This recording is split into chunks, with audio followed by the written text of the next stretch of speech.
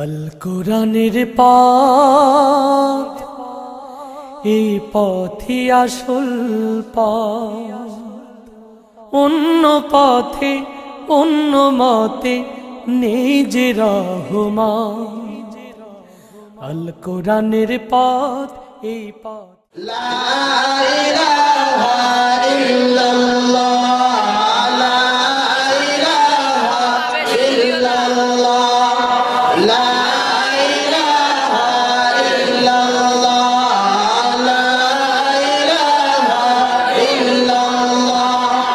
লা ইলাহা ইল্লাল্লাহ, লা ইলাহা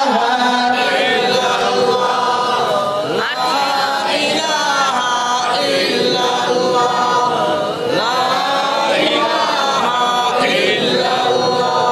আকাশে চলে যেই প্রভুর শাসন, জমিনে চলে সেই প্রভুর শাসন। সেই প্রভুরে শরণ করো, সেই প্রভুরে শরণ করো, যখন করো সবে ইল্লাল্লাহ, লা ইলাহা ইল্লাল্লাহ, লা ইলাহা লা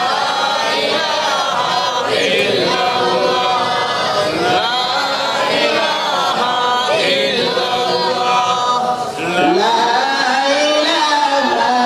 ইল্লাল্লাহ, লা ইলাহা ইল্লাল্লাহ, লা ইলাহা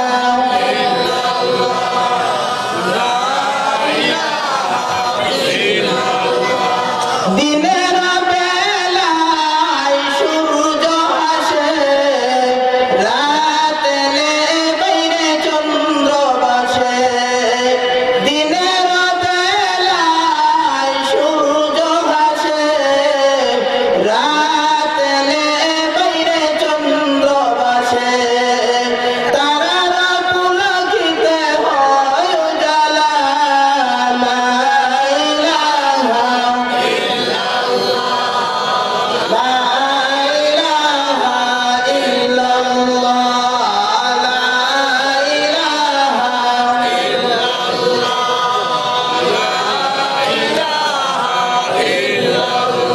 লা ইলাহা ইল্লাল্লাহু মুহাম্মাদুর রাসূলুল্লাহ সাল্লাল্লাহু আলাইহি ওয়াসাল্লাম।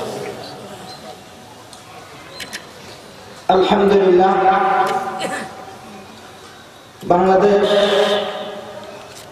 আঞ্জুমানে তালামিদে ইসলামিয়া কর্তৃক আয়োজিত আজকের বার্ষিক ইসলামী মহাসম্মেলনের চলমান অধিবেশনের সম্মানিত সভাপতি সাহেব, সামনে উপস্থিত দিন দরদি মুসলমান ভাইয়েরা,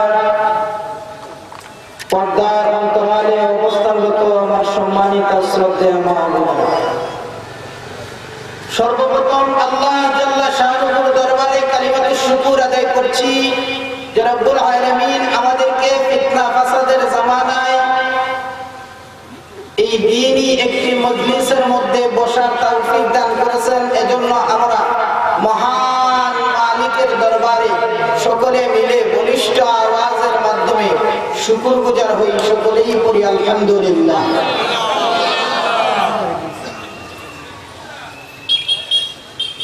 আমার ভাইরা, আপনারা প্রথমেই আমার সাথে ওয়াদাবদ্ধ হয়েছেন,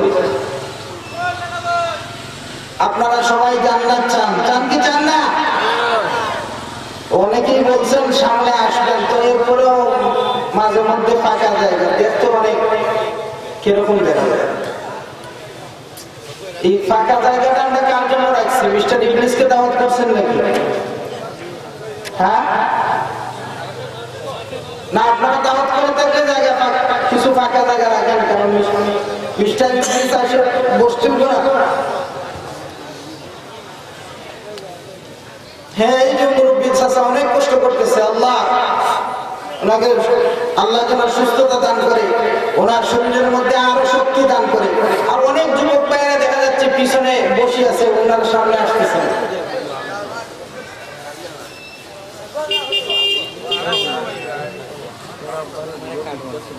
এই তো একটা সৌন্দর্যতা আসছে।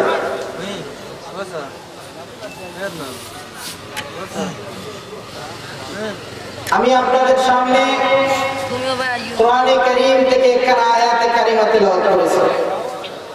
এই আয়াতে কারিমাকে সামনে রেখে অল্প সময় আপনাদের সামনে দু চারটা কথা বলার চেষ্টা করব।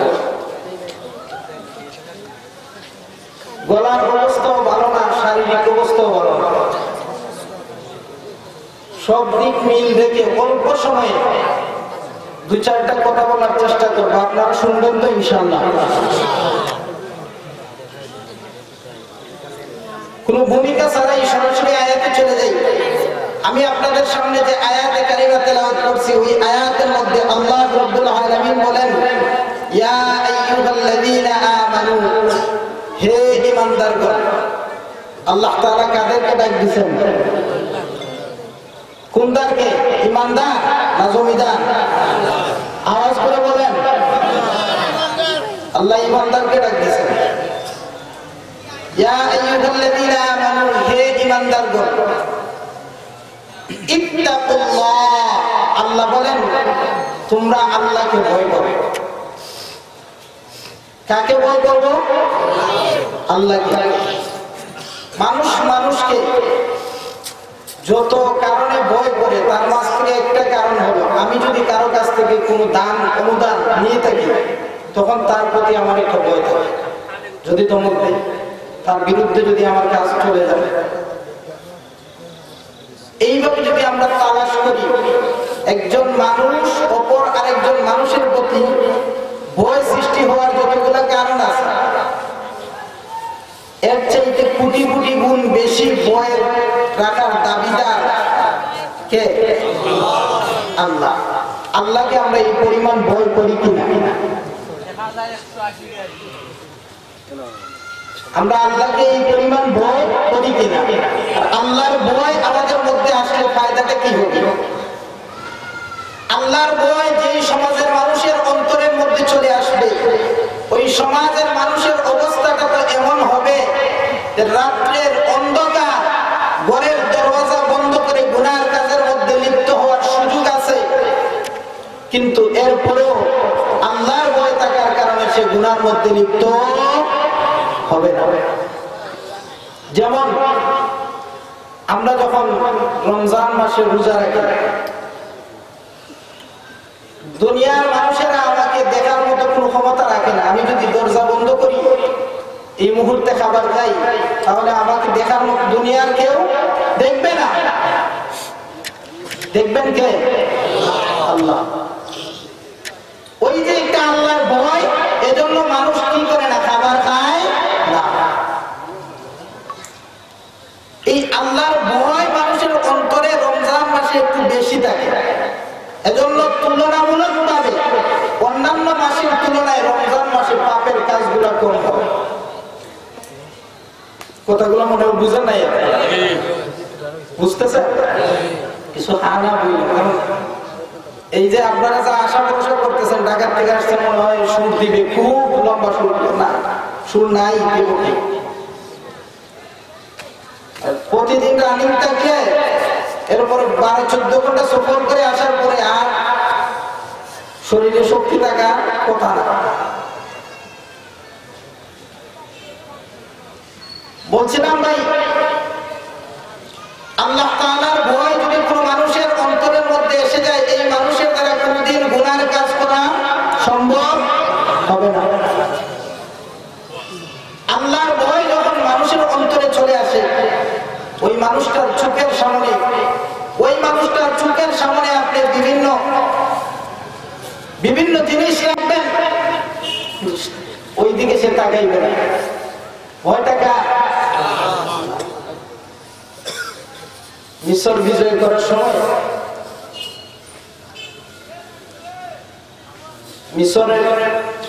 মিশর বিজয়ের সময় খলিফাতুল মুসলিমিন হযরত উমর রাদিয়াল্লাহু তাআলা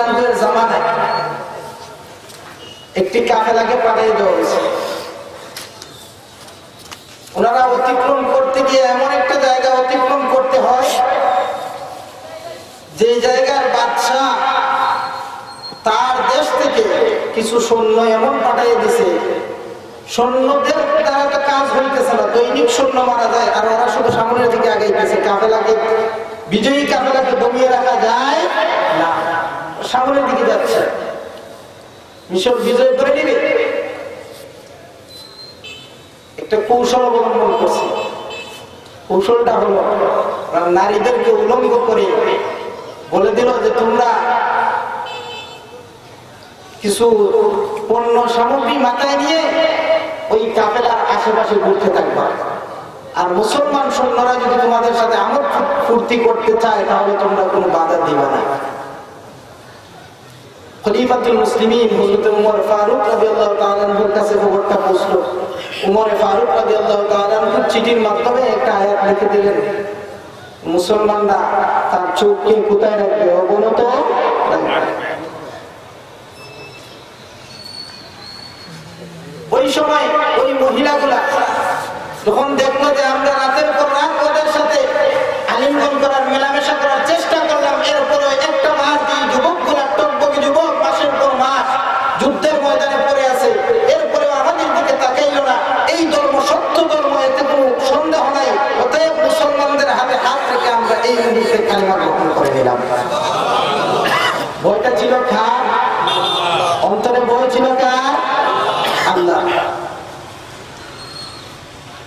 আল্লাহর ভয় যখন অন্তরের মধ্যে থাকে তখন মানুষের দাম দুনিয়া আখিরাতে, দুনিয়া এবং আখিরাতে, ইহকাল এবং পরকাল উভয় জগতে তার দাম বেড়ে যায়। বান্দার অন্তরে যখন আল্লাহর ভয় থাকে ওই বান্দার দাম দুনিয়া আখিরাতে বেড়ে যায়। একটা হাদিস শুনাইলে আপনাদের বুঝে আসে। আল্লাহর নবী, বিশ্ব নবী রাহমাতুল লিল আলামিন, হাদিস পাকের ভিতরে নবীজি বলেন, জমিনের কোন বান্দা বান্দি যদি আল্লাহর ভয় অর্জন করে, আল্লাহর কাছে প্রিয় হয়ে যায়, মাহবুব বান্দা এবং বান্দি বনে যায়, তখন মহান আল্লাহ রাব্বুল আলামিন জিবরাইল আলাইহিস সালাতু ওয়াস সালামকে ডাক দিয়ে বলেন, ওরে জিবরাইল, জমিনের অমুক বান্দাটাকে আমি আল্লাহ বড়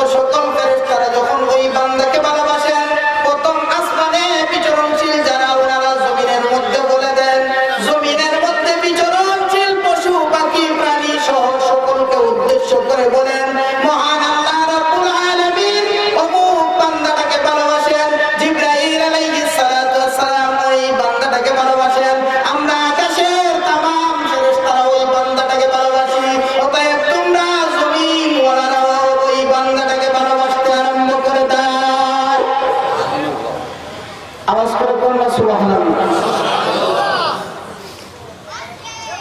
আপনাদের এলাকায় কি দরকার বেশি বুঝলেন না? না আপনাদেরকে যদি আমি বারবার তেলা দেওয়া লাগে তাহলে কেমনি হবে ভাই? আমি বলছি না অল্প সময় আমার সাথে আপনার কথা বলেন। বাঙালি তো লাভ না দেখলে সামনের দিকে আগে না, তাই না?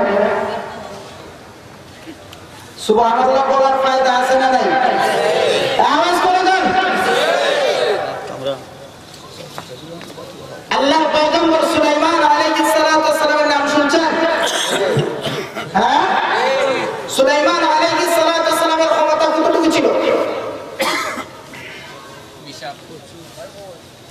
শুধু মানুষের উপরে ক্ষমতা চলতো না, জিনের উপর, সবকিছুর উপরে সুলাইমান পয়গম্বরের ক্ষমতা চলতো। আল্লাহর পয়গম্বর সুলাইমান আলাইহিস সালাতু ওয়াস সালামকে মহান আল্লাহ রাব্বুল আলামিন কুদরতি একটা উড়োজাহাজ দান করেছিলেন, একটা সিংহাসন, একটা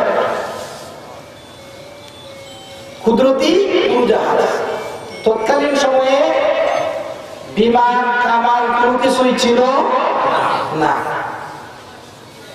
আল্লাহ তাআলা সুলাইমান আলাইহিস সালাতু ওয়াস সালামকে কি দান করেছেন? আপনারা মনোযোগী আছেন নাকি? এদিক সেদিক তাকাইতেছি। শ্রোতার আবেগ, শ্রোতার প্রভাব বক্তার উপরেও প্রভাব বিস্তার করে।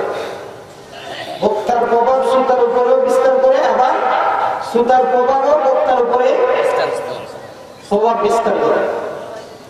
আপনারা মনোযোগী হয়ে বসতে, অমনোযোগী থাকতে হবে। সুলাইমান আলাইহিস সালাতু ওয়াস সালামকে আল্লাহ রাব্বুল আলামিন কি দান করেছেন?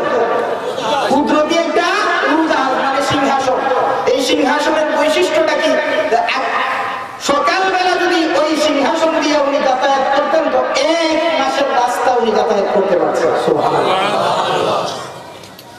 বিকাল বেলা যদি যাতায়াত করছেন তো আরো 1 মাসের রাস্তা যাতায়াত করতে পারছেন।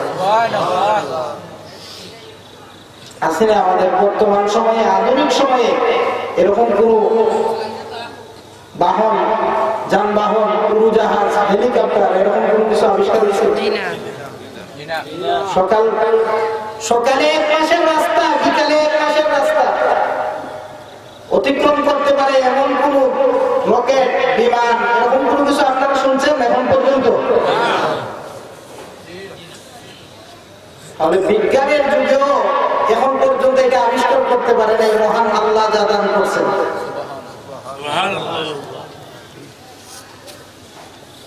আমার ভাইরা,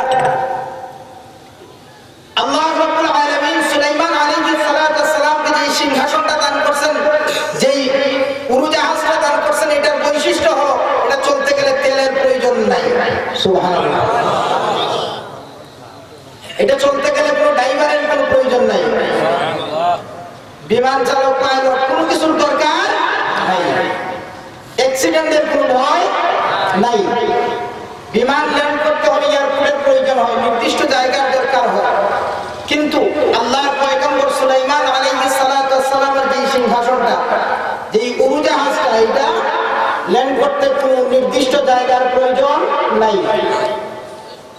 এটা হলো সুলাইমান পয়গম্বরের সিংহাসনের বৈশিষ্ট্য।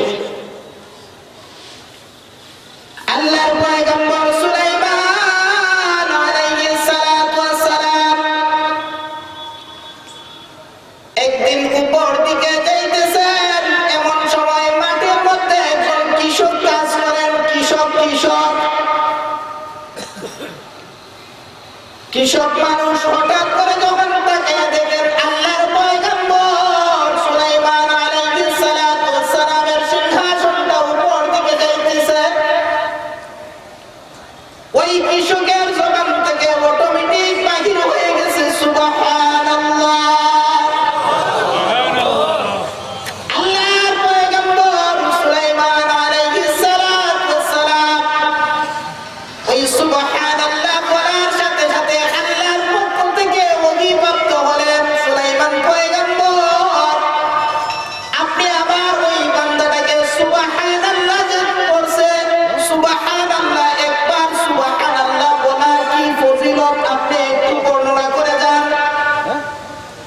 সুলাইমান আলাইহিস সালাতু ওয়াস সালামের সিংহাসনটা ওই উড়োজাহাজটা ল্যান্ড করার জন্য এয়ারপোর্টের প্রয়োজন নাই।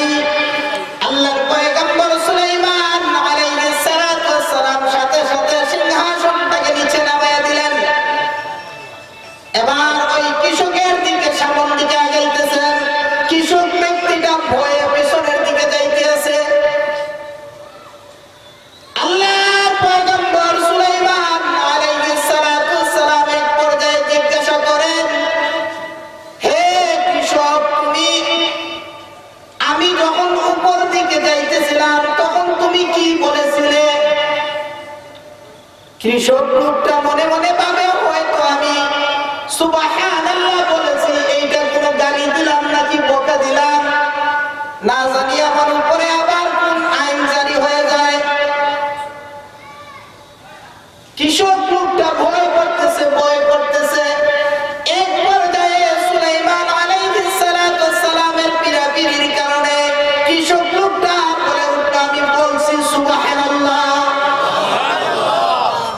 আল্লাহর পয়গম্বর সুলাইমান আলাইহিস সালাতু ওয়াস সালাম বলেন, ওরে কৃষক, তুমি যে সুবহানাল্লাহ পড়েছো, ওই সুবহানাল্লাহ পড়ার ফজিলত তুমি জানোনি?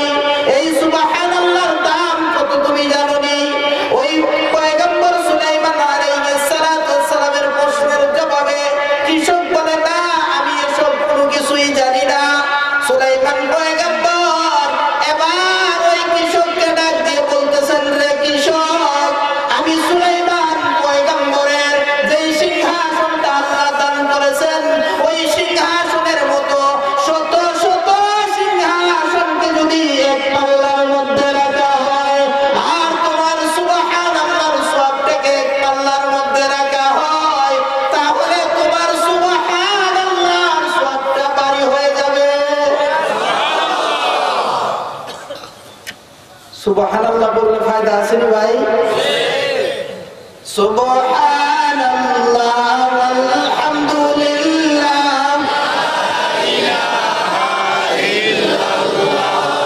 সুবহানাল্লাহ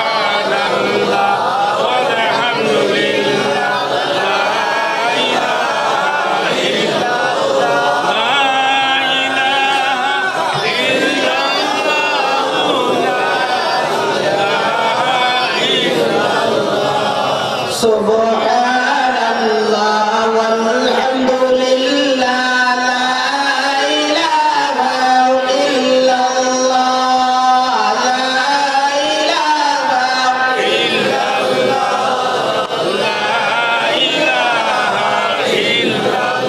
পাহাড়ের ওই ঝর্ণা দ্বারা করছে যেই নাম জপনা, পাহাড়ের ওই ঝর্ণা দ্বারা করছে যেই নাম জপনা, সভ্যদারি ওলিরাও করছে সেই নাম সাধনা, লা ইলাহা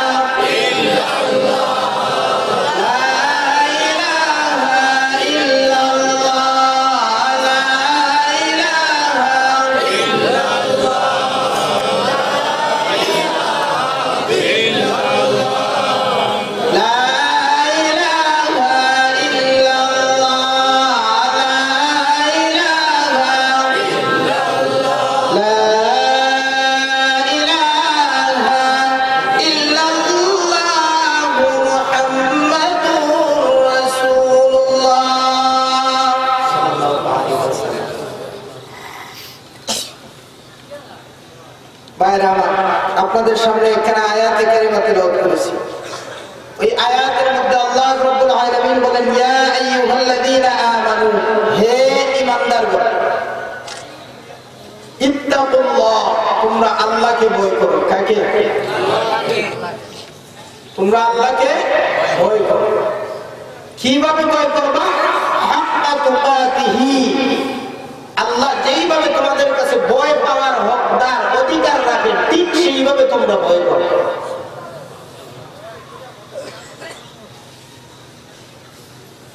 ওয়ালা তামুতুন্না, এবং তোমরা মৃত্যুবরণ করিও না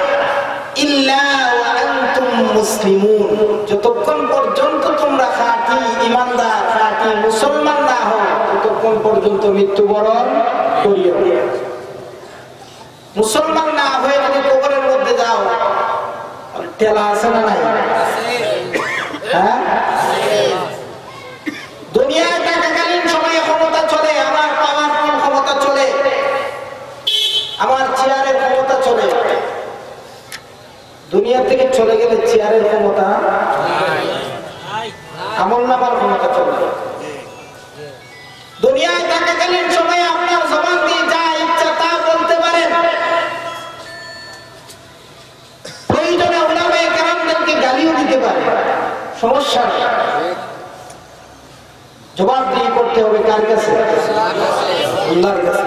আমরা সেই দিনের অপেক্ষায়, আমরা সেই দিনের অপেক্ষায়।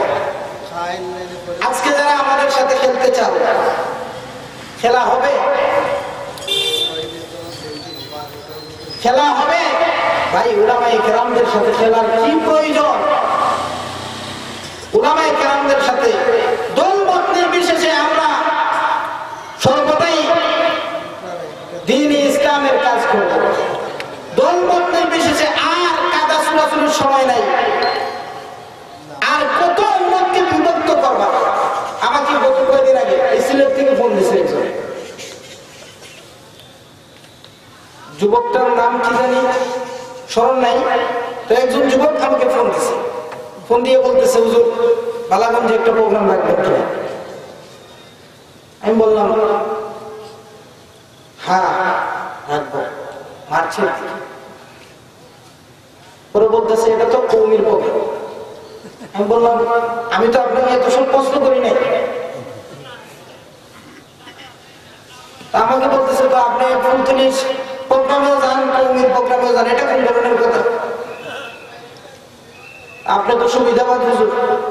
আমি বললাম আমি সুবিধাবাদ না, আপনার মতো যে সমস্ত মানুষ উম্মতকে বিভক্ত করতে চায় ওরাই হলো সুবিধাবাদ।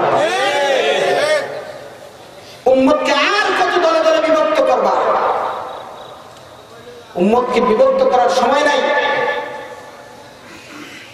ধর্ম সবার,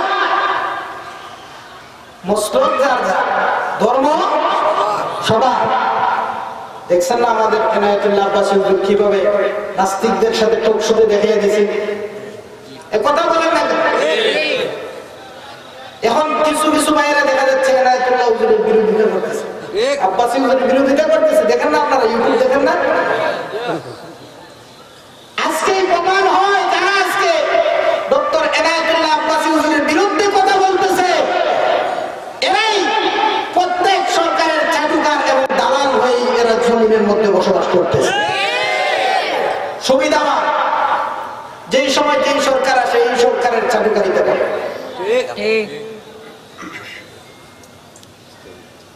ধর্মকে, ইসলাম ধর্মকে আজকে কোথায় নিয়ে যাওয়া হচ্ছে? আমরা তো কারোর সাথে সংঘাতে লিপ্ত হতে চাইনি, আমরা তো কারোর সাথে সংঘাত করতে চাই না। আমরা চাই উম্মতকে বিভক্ত করার জন্য। আর আপনাদেরকেও কিছু মানুষ এমন ভাবে গ্রাস করে, বাঙালি হুজুর বাঙালি। আরে ভাই আপনার তো বোঝার দরকার, এই হুজুর এই কথাটা বলছে, আরেক হুজুর আরেক কথাটা বলছে। আপনি তো মাঝখানে গ্যালারিতে বসে থাকবেন, দুই হুজুর এক জায়গায় করে দেন। আরেক কথা এক জায়গায় বসি, স্যার হোস্টেলে বসি চা খায় আর একটা করে। আরে মিলা দাঁড়িয়ে পড়তে হবে, আরেকটা না পয়সা পড়তে হবে। তুমি জানো কি আর নিয়ে জানি দিচ্ছে আসলে না যা, দুইজনে মিলে ঝগড়া করতেছে, মিলার দাঁড়িয়ে ভর্তি হবো না বসি। আজান যে দিল এটা কি? নামাজ পড়া কি ফরজ? তোমরা যেটা নিয়ে ঝগড়া করতেছো এটা কি? কথা বলে মুস্তাহাব। এটা নিয়ে তোমরা বাড়াবাড়ি করতেছো, অথচ ফরজ ছুটে যাচ্ছে। দাঁড়িয়ে রাখা কি সুন্নত আমরা বলি, কিন্তু চার মাযহাবের ইমামদের মতো দাঁড়িয়ে রাখা ওয়াজিব। ওয়াজিবটা হলো ফরজের কাছাকাছি। এখন তো এই আত্তাজির আস-সাদুকুল আমিন, যারা সত্যবাদী ব্যবসায়ী। কারা? সত্যবাদী ব্যবসায়ী, বিশ্বস্ত ব্যবসায়ী। মান নবিয়্যিন, এদের হাসর হবে নবীগণদের সাথে। সুবহানাল্লাহ। ওয়াস-সিদ্দীকিন, সিদ্দীকিনদের সাথে। ওয়াস-শুহাদা, শহীদদের সাথে। ওয়াস-সালিহিন, নেককার বান্দাদের সাথে। সুবহানাল্লাহ। বাংলাদেশের যে ইতালির ব্যবসা, এই ব্যবসা দিয়ে কি হবে তাহা আমি বলতেছি। বিশ্বস্ত পরেশগার 2-4 জন থাকতে পারে, তবে ম্যাক্সিমাম অধিকাংশের অবস্থা খুবই নাজুক অবস্থা। আল্লাহ তাআলা আমাদেরকে বিশ্বস্ততার সহিত ব্যবসা করার তৌফিক দান করুন। ইমাম আযম আবু হানিফা রাহমাতুল্লাহি আলাইহি একবার উনি ওনার দোকানের কর্মচারীকে কিছু সামানা, কিছু কাপড় আদি গোছায় দিলেন। মিয়া, তুমি এই কাপড়গুলো বিক্রি করবা, একটা কাপড়ের মধ্যে কিছু প্রবলেম আছে, দোষ আছে, কাপড়টা ছিঁড়া, ওইটা দিয়ে কাস্টমারকে দিবা, ওই কাস্টমারকে বলে দিবা যে ওই জায়গার মধ্যে একটু কাপড়ের মধ্যে ত্রুটি আছে। ইমাম আযম ইমাম আবু হানিফা রাহমাতুল্লাহি আলাইহি বিকেল বেলা যখন আসলেন, আসার পরে ওই কর্মচারীকে উদ্দেশ্য করে বলতেছেন, বাবারে, আজকের দিনে আমার দোকানে কেমন বিক্রি হলো, আমার ব্যবসা বাণিজ্যে লাভ কি পরিমাণ হলো?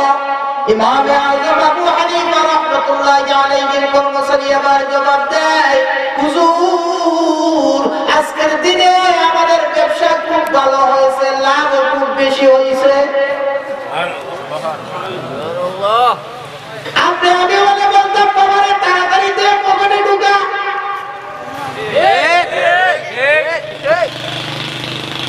কিন্তু ইমাম আযম আবু হানিফা রাহমাতুল্লাহি আলাইহি সাথে সাথে বলতেছেন, বাবারে, আমি যে তোমাকে একটা কাপড় দিয়েছিলাম, ত্রুটিযুক্ত কাপড়, ওই কাপড়টাকে কি করেছো?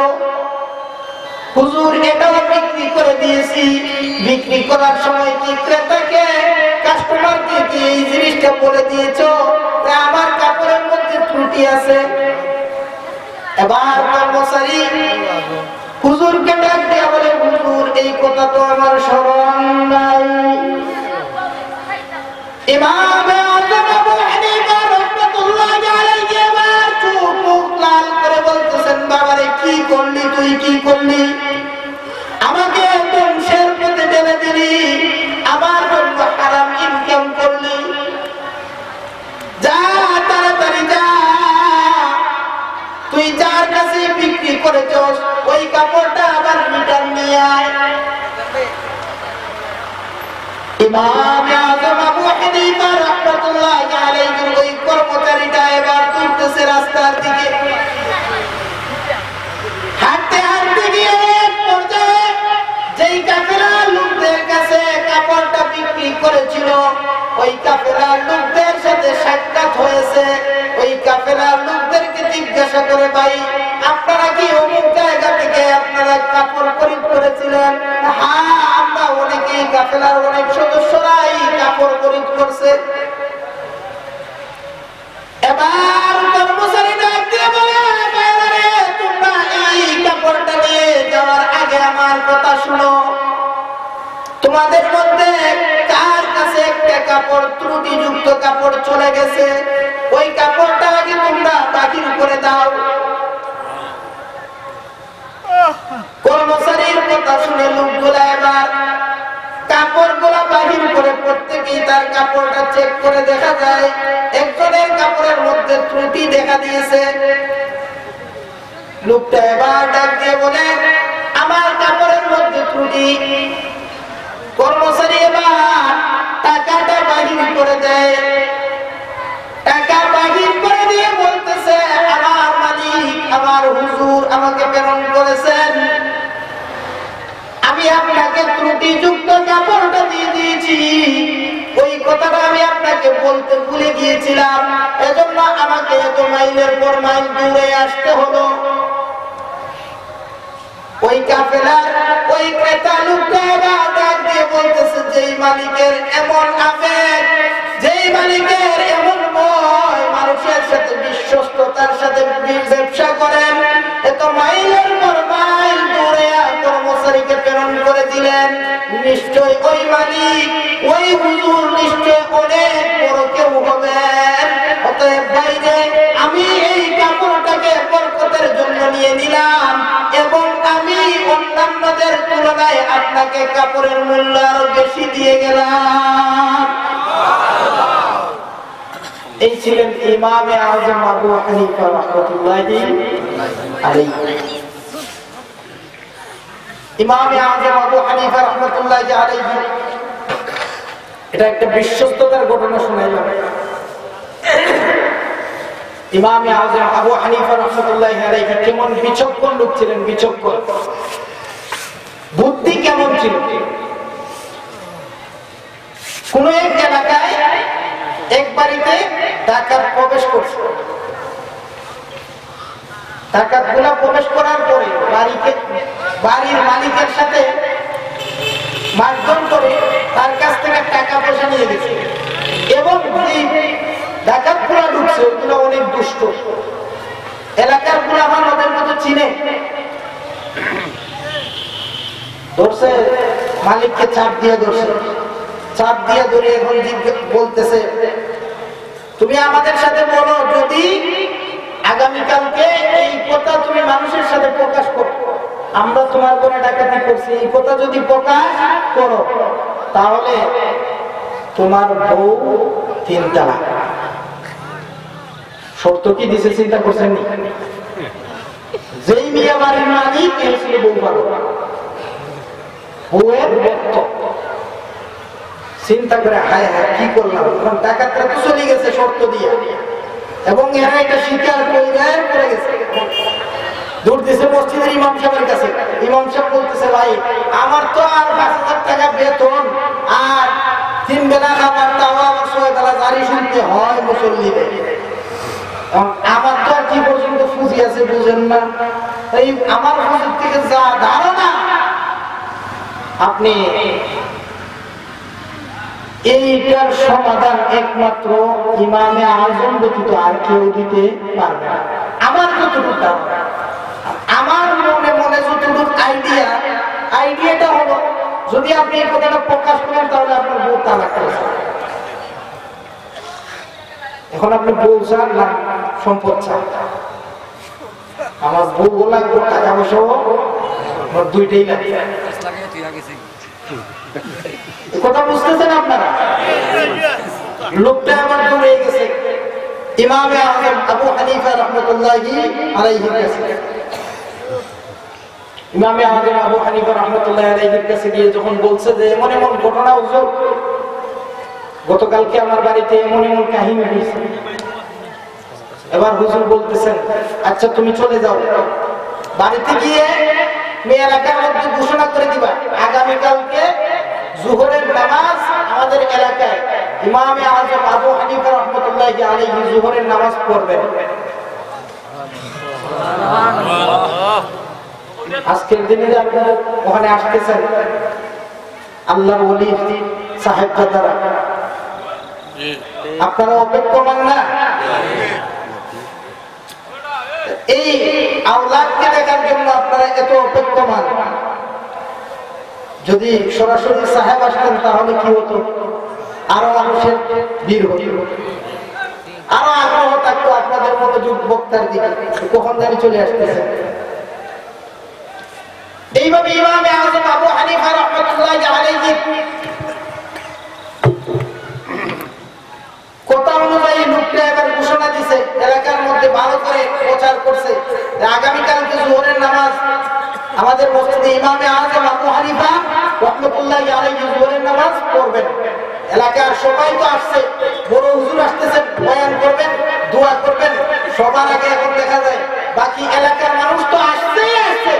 গতকালকে যে লোকগুলা ওনার বাড়িতে ডাকাতি করছে এইগুলা আগে থাকে, গতকালকে কি গুনাহটা করছে,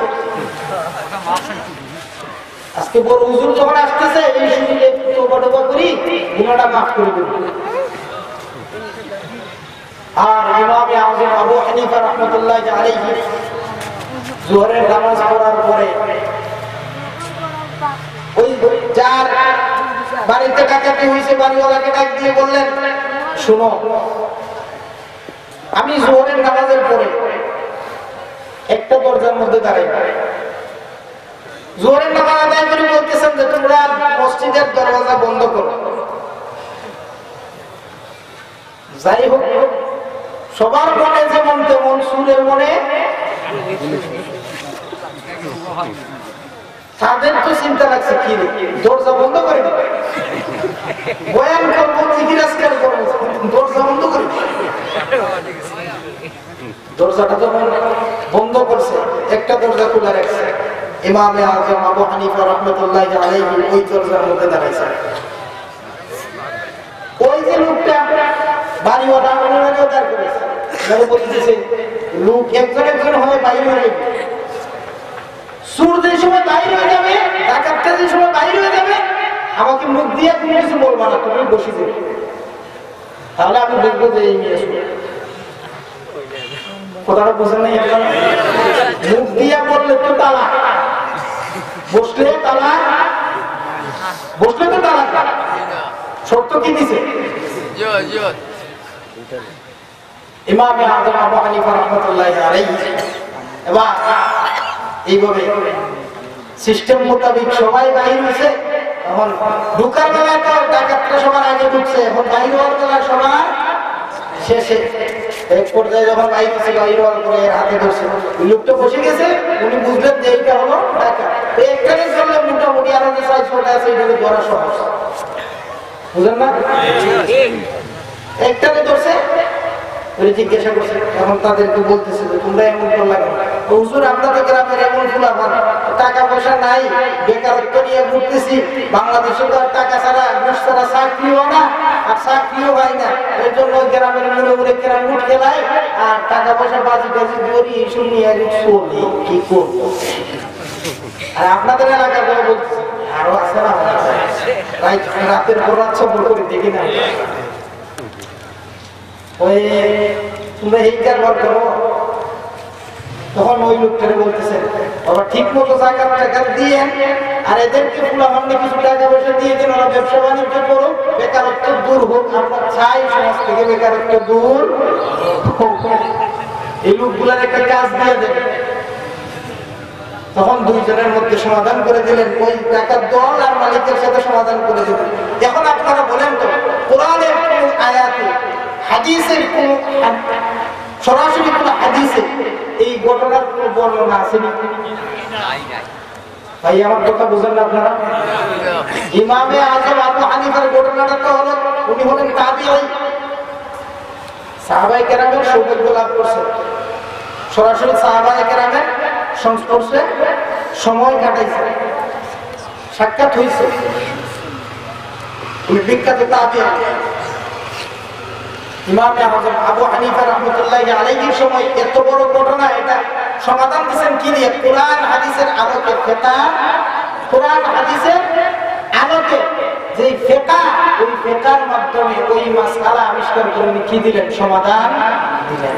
এজন্য ভাই, ইমামে আযম আবু হানিফা রাহমাতুল্লাহি আলাইহির জীবনী তালাশ করলে আরো হাজার হাজার ঘটনা এমন আছে যা তুমি যুবক বুঝো না, না বুঝার কারণে ইমামে আযমের বিরোধিতা করো।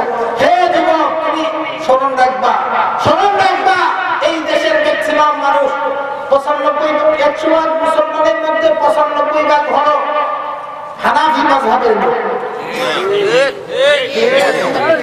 কোন মাযহাবের? হানাফি মাযহাবের লোক। হানাফি মাযহাবের লোক, হানাফি মাযহাবের লোক। আপনি এখন নামাজের সময় ইমাম সাহেব যখন ওয়ালা দাল্লিন পড়েন, পিছন থেকে হঠাৎ করে আমিন বলে চিৎকার দেন। আমিন বলার হাদিস আমি অস্বীকার করতেছি না, আমিন বলে বলার হাদিস আবু দাউদে আছে, আমরা স্বীকার করি না ভাই। রাসূল করিম সাল্লাল্লাহু আলাইহি ওয়াসাল্লামের শেষ জামানার নামাজটা কেমন ছিল? আর যাই হোক, আমি এই কথা তো বলতে পারি, আমিন জুড়ে না বললে নামাজ হবে না, এরকম তো কোনো মাসআলা তোমাদের হুজুরও বলে না। তাহলে কেন ভাই তোমরা ফিতনা? অনেক সময় আছে আমরা আমরা ইমাম সাহেব যারা তাকে নামাজ পড়ায়, ইমাম সাহেব ঠিকই খুব ধ্যানের সহিত নামাজ পড়াইতেছে, যখন হঠাৎ করে পিছন থেকে কোনদিন আমার পিছনে একজন মানুষ আমিন বলে না, তখন হঠাৎ করে যখন আপনি আমিন বললেন 50 জন 70 জন মানুষ নিয়ে যখন ইমাম সাহেব দাঁড়াইছে, ইমাম সাহেব খুব ধ্যানের সহিত নামাজ পড়াইতেছে, অটোমেটিক ধ্যানটা পিছনের দিকে চলে আসছে। কি আজকে খেজুরে আমিন বলবো, শুধু পারে না পিছনে বলে জিজ্ঞাসা করতো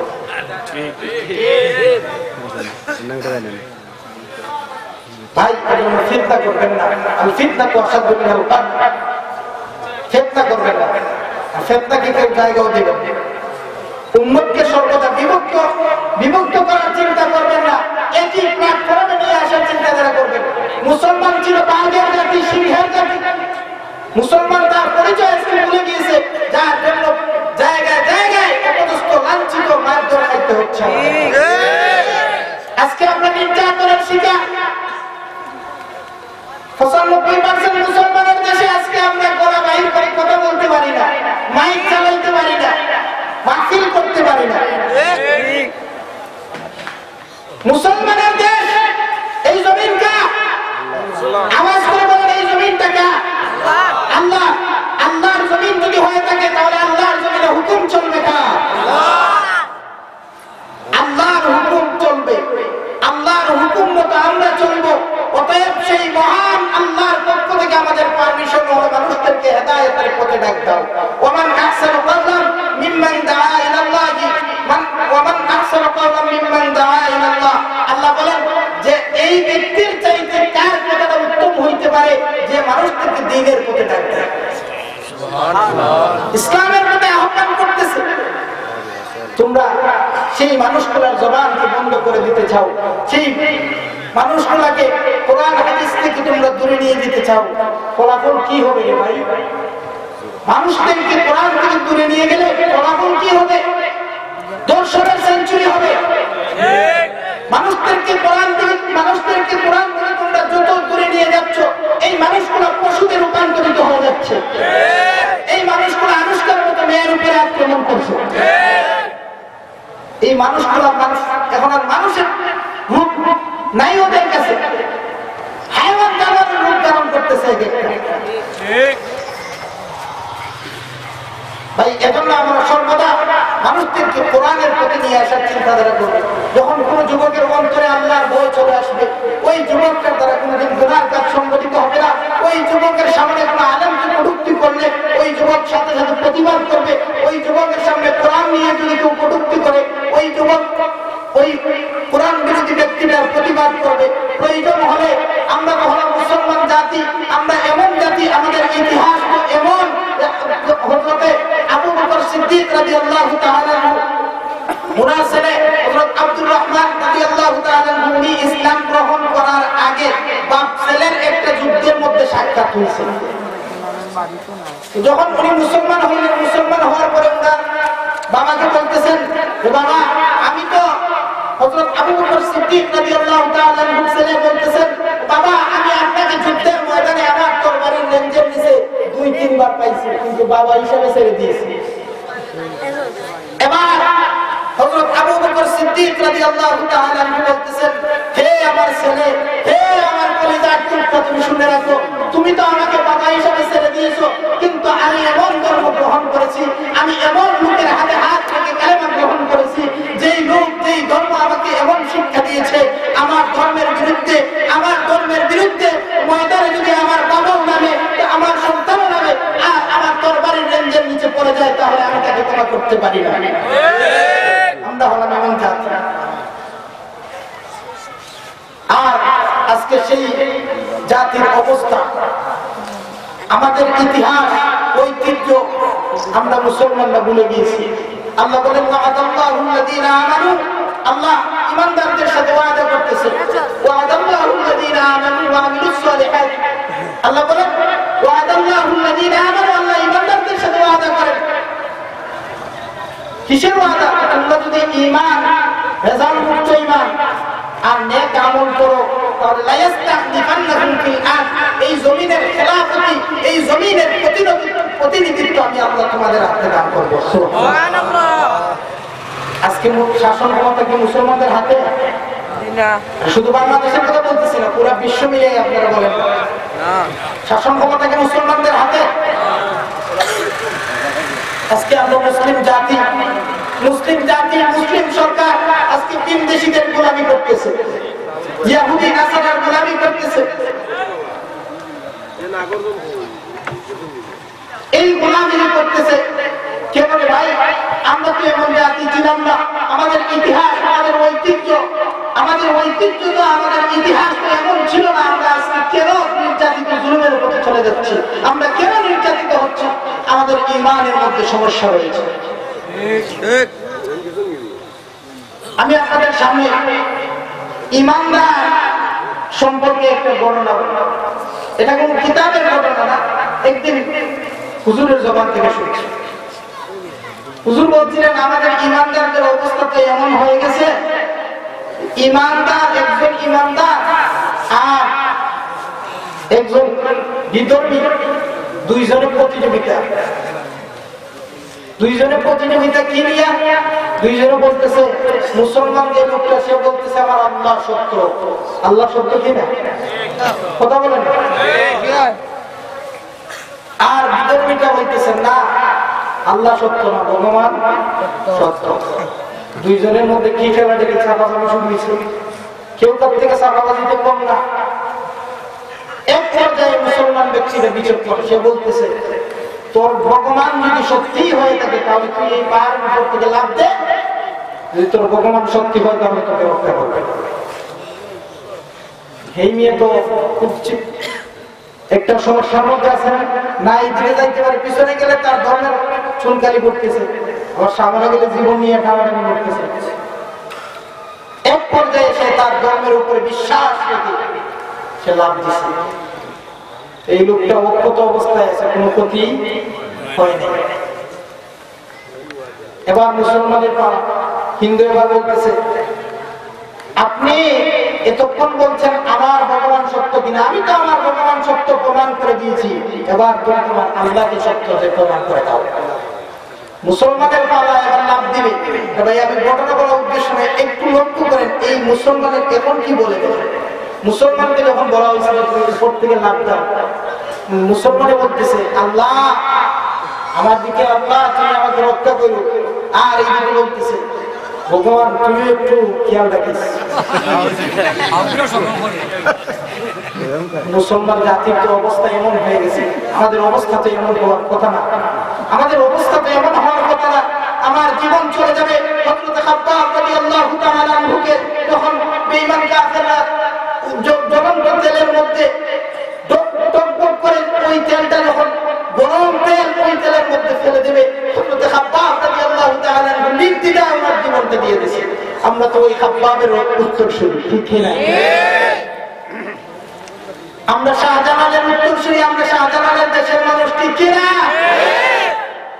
ফিরাউনের দেশের মানুষ। অতএব আমরা ইসলাম এবং মুসলমানদের বিরুদ্ধে যে যারা ষড়যন্ত্র করবে, প্রয়োজন হলে আমাদের সিলেটের মুসলমানরা তার প্রতিবাদ করবে।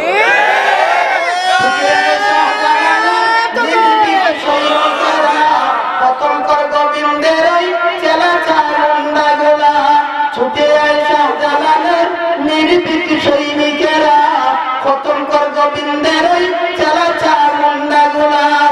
শাহজালালের বিদ্যাপীঠে আসে যারা বাঘ বসাতে, শাহজালালের বিদ্যাপীঠে আসে যারা বাঘ বসাতে, তাকবীরের ধ্বনি দিয়ে ওদের পিঠে মশাল জ্বালা। ছুটে আয় শাহজালালের নির্ভীক সৈনিকেরা, খতম কর গোবিন্দের ওই চালাচা মুন্ডাগুলা।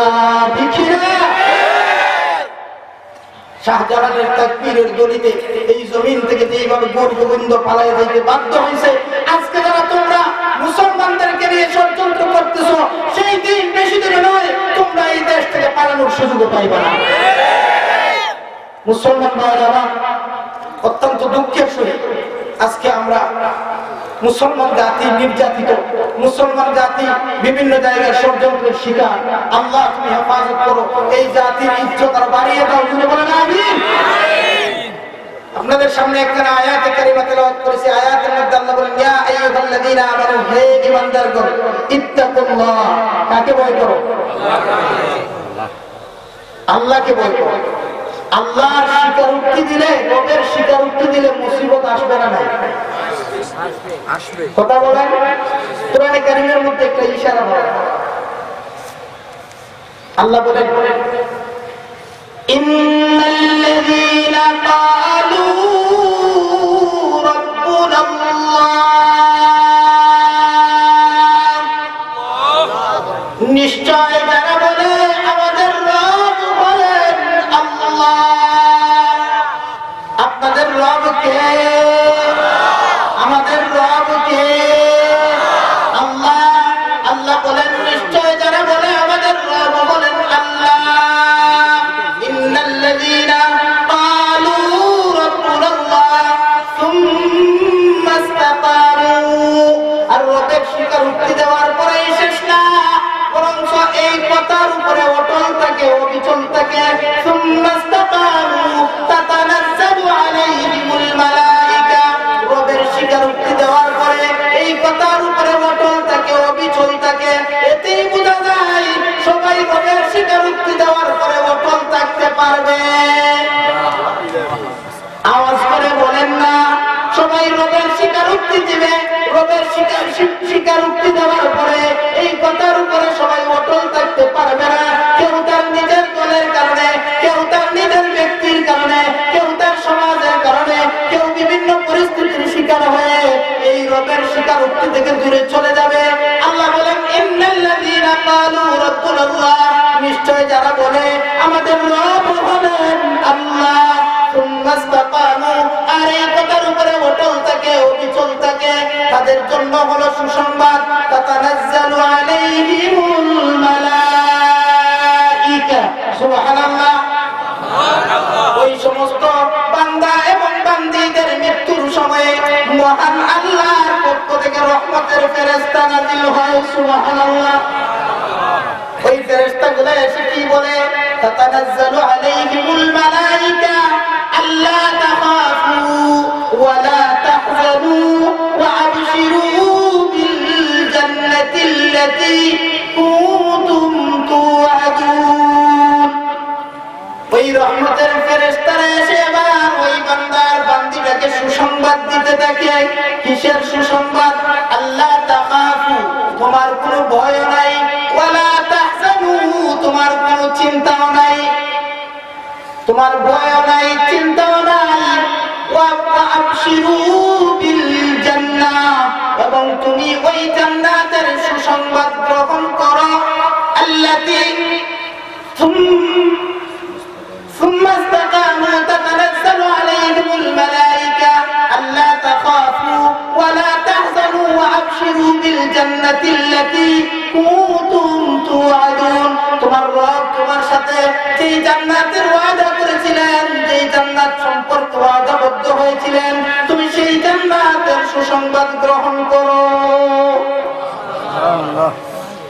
আল্লাহ রাব্বুল আলামিন যেই জান্নাতের ওয়াদা করছেন, ওই জান্নাতের সুসংবাদ গ্রহণ করো। আমার ভাইরা, বোঝানোর উদ্দেশ্য হলো শুধুমাত্র রবের স্বীকারোক্তি দিলে এই কথার উপরে অটল থাকা, অবিচল থাকা সম্ভব না।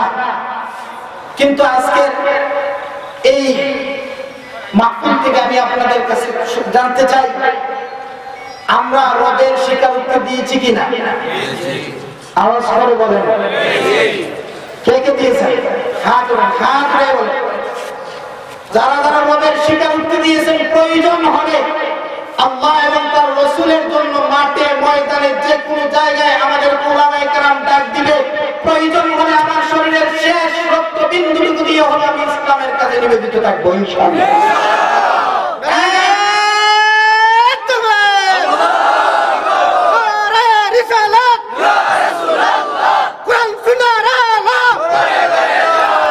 বিশ্বনবীর ছাত্ররা হুঁশিয়ার সাবধান, আলেম উলামার ছাত্ররা হুঁশিয়ার সাবধান।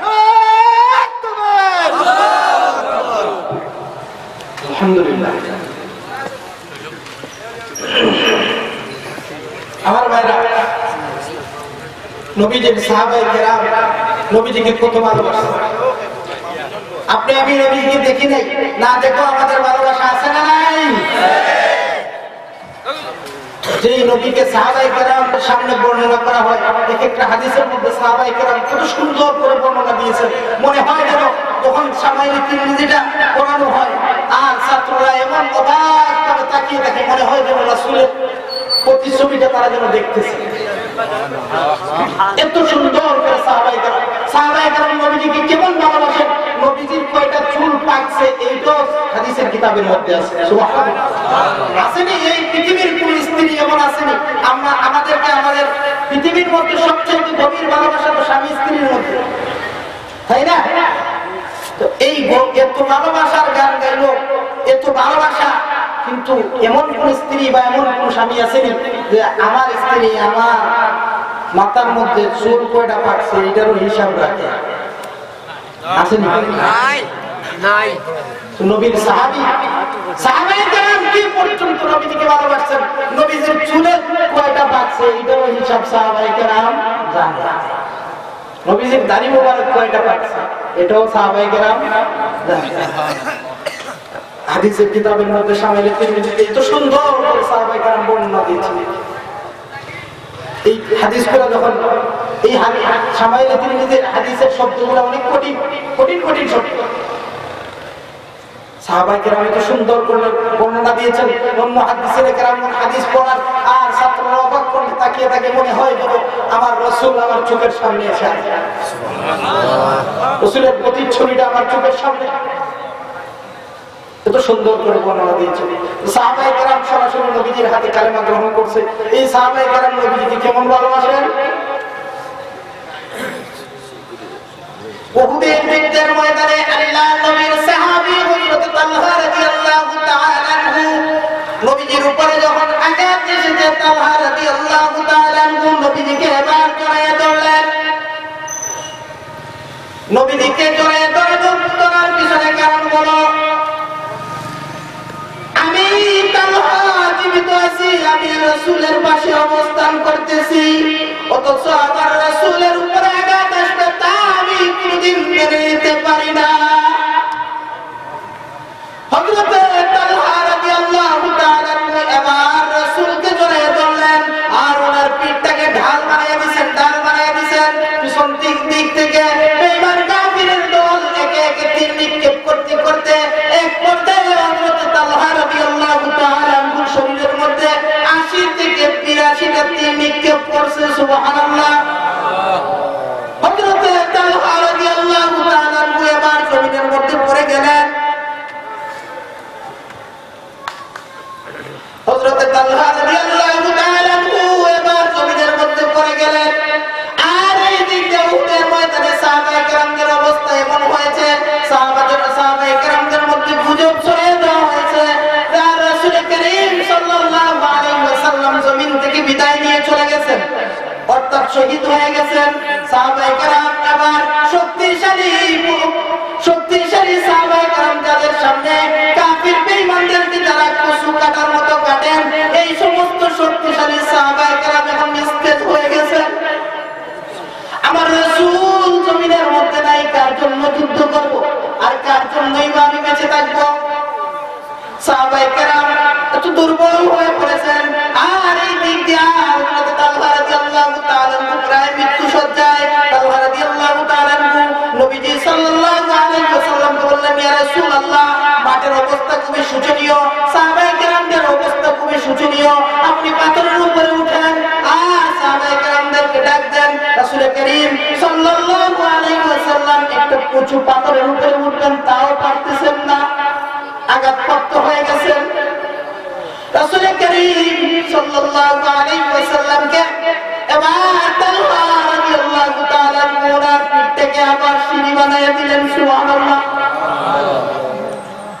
হযরত তালহা রাদিয়াল্লাহু তাআলা পিঠের মধ্যে পা রেখে রাসূল করিম সাল্লাল্লাহু আলাইহি ওয়াসাল্লাম পাথরের উপর উঠে যখন সাহাবায়ে কেরামদেরকে ডাক দিলেন, কোন সাহাবায়ে কেরাম শান্ত হয়েছেন।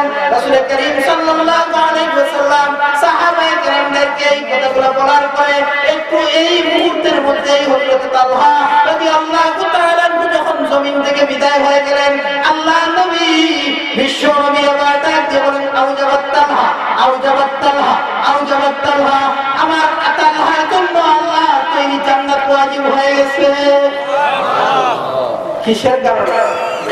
নবীর মহব্বতের কারণে। নবীর মহব্বতের কারণে ওনার জীবনটা দিয়ে দিয়েছেন। হে বাংলার মুসলমান, আপনার আমার সামনে নবীর খতম নবুয়তের চেয়ারকে নিয়ে আজকে টানাটানি হচ্ছে, আপনি আমি বসে আছি। আরে মুসলমান তো মরলেও না, বাঁচলেও না। মরলে শহীদ, বাঁচলে গাজী। তো কারো চোখ রাঙানো এগুলো মুসলমান ভয় করে না। তোমরা যারা আমাদেরকে আজকে চোখ রাঙিয়ে কথা বলতেছো, হে ভাই, আমরা তোমাদের জন্য হেদায়েতের দোয়া করি, হেদায়েতের দোয়া করি। কারণ রাসূলের আদর্শ এটা নয় যে আমরা তোমাদের জন্য বদদোয়া করতেছি না। কারণ রাসূল করিম সাল্লাল্লাহু আলাইহি ওয়াসাল্লামকে যখন তায়েফের ময়দানে তায়েফবাসীরা যখন এত নির্মমভাবে নির্যাতন করেছে, নির্যাতন করার পর নবীজির পালক পুত্র হযরত যায়েদ বিন হারিসা রাদিয়াল্লাহু তাআলা আনহু নবীজিকে বলতেছেন, ইয়া রাসূলুল্লাহ, ইয়া রাসূলুল্লাহ, এই জাতির বিরুদ্ধে আপনি বদদোয়া করুন। আর এই দিক দিয়া হযরত জিবরাইল আলাইহিস সালাতু ওয়াস সালাম আসছেন, ইয়া রাসূলুল্লাহ, আপনি শুধু অর্ডার করেন এই তায়েফবাসীদেরকে আমি মুহূর্তের ভিতরে ধ্বংস করে দেই। রাসূল করিম সাল্লাল্লাহু আলাইহি ওয়াসাল্লাম বললেন যে এই জাতি আমাকে চিনে নাই, এই জাতি আমাকে বুঝে নাই।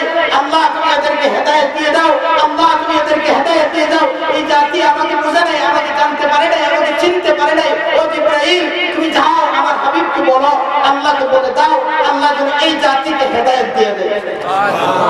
রাসূল করিম সাল্লাল্লাহু আলাইহি ওয়াসাল্লাম সর্বদাই হেদায়েতের দোয়া করতেন। চাচা আবু জাহিল নিষেধ করছে, এই মিয়া মুহাম্মদ বাতিজা আমার আর কোনদিন ইসলামের দাওয়াত নিয়ে আমার দরজায় আইসো না দিনের বেলা।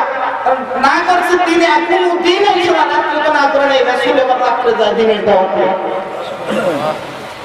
আমরা তো সেই রাসূলের উম্মত, অতএব আমরা তোমাদের জন্য বদদোয়া করি না, দোয়া করি আল্লাহ তোমাদেরকে হেদায়েত দান করুন।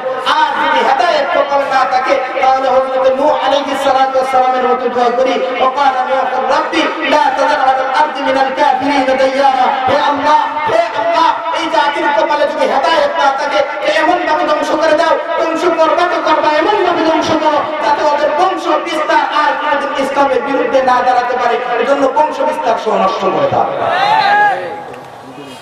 আমার ভাইরা, আজকে আপনাদের সামনে অনেক কঠিন কথা হয়ে গেছে, ইচ্ছায় অনিচ্ছায় অনেক কথা বলে ফেলেছি। এত দূর থেকে আসা, আপনাদের চাহিদা মতো বয়ান করা সম্ভব হয় নাই, আর হবেও না। কারণ দীর্ঘ 10-11 ঘন্টা সফর করার পরে আবার সাথে সাথে গাড়ি থেকে নেমে স্টেজে আসা সাধারণ কথা না, অনেক কষ্ট। আল্লাহ তাআলা আমার বাকি যে সফরগুলো আছে, আল্লাহ যেন আমাকে সঠিকভাবে ইখলাসের নিয়তে মানুষের হেদায়েতের উদ্দেশ্যে জাতির সামনে সঠিক কথাগুলো যেন তুলে ধরতে পারি, আল্লাহ তৌফিক দান করুন। আমিন। ওয়া আখির দাওয়ানা আলহামদুলিল্লাহি রাব্বিল আলামিন।